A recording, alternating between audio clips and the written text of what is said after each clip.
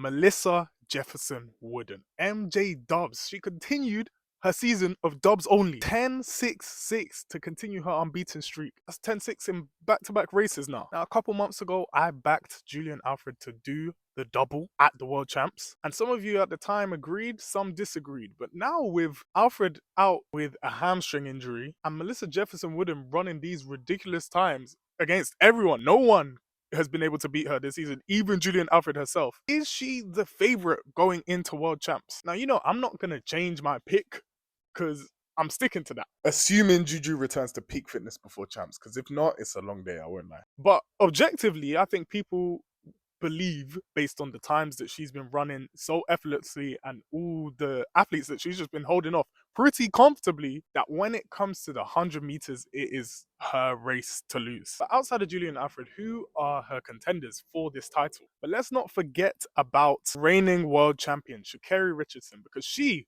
was also in this race today. She finished in 6th place, I believe, with 11:05, which is actually a season's best for her. I'm gonna keep it real ahead of these world champs in terms of retaining her title.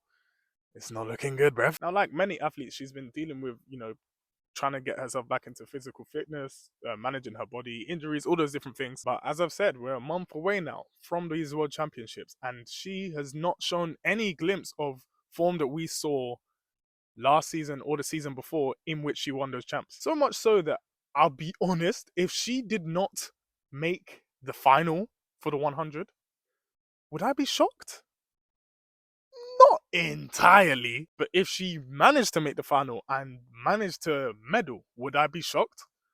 100%, because with Sha'Carri, the speed, the talent has never been in question. It's just been about physical health, mental, on and off the track, and race execution. And none of those have been ideal for her this season. And she finds herself in a position in which she's trailing races. Like, normally her start can be a bit shaky, but her acceleration phase is just not hitting the same way they used to. And a lot of times, if you see when she's behind in races, she tends to, I don't want to say give up.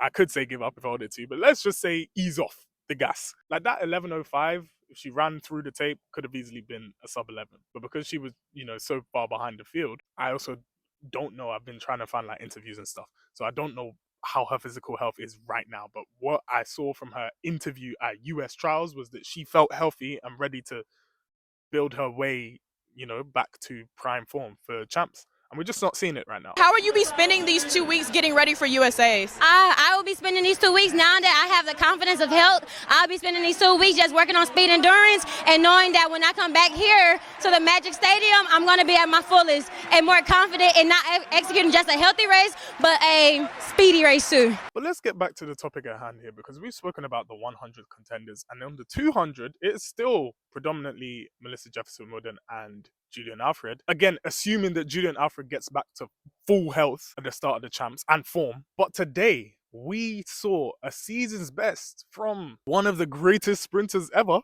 Shericka Jackson. In the 200 meters, 22.17 seconds. She will be looking to round into form in time for the World Championships and challenge for medals, preferably gold. Now, I've been called out in the past for not backing Shericka Jackson to win these champs, and it's not because I underestimate her greatness. At her peak, I don't think any of these girls could touch her in the 200.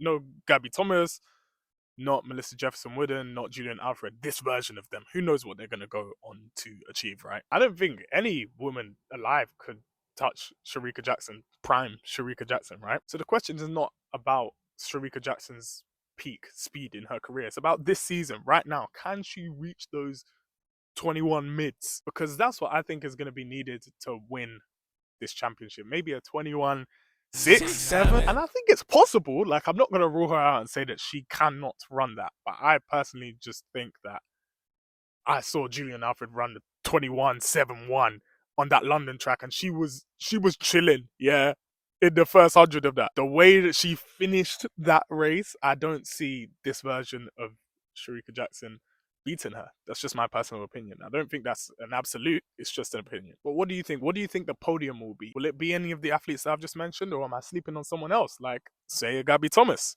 the reigning Olympic champion. Let me know your podium for the women's 100 meters and 200 meters in the comments below. The full episode is dropping on Oko TV very soon, so make sure to subscribe so that you don't miss it. And follow Luke Oko on TikTok, Luke Oko TV on Instagram for more updates and content. My name's Luke Oko Siemi. Thanks for watching Oko TV. It's been real.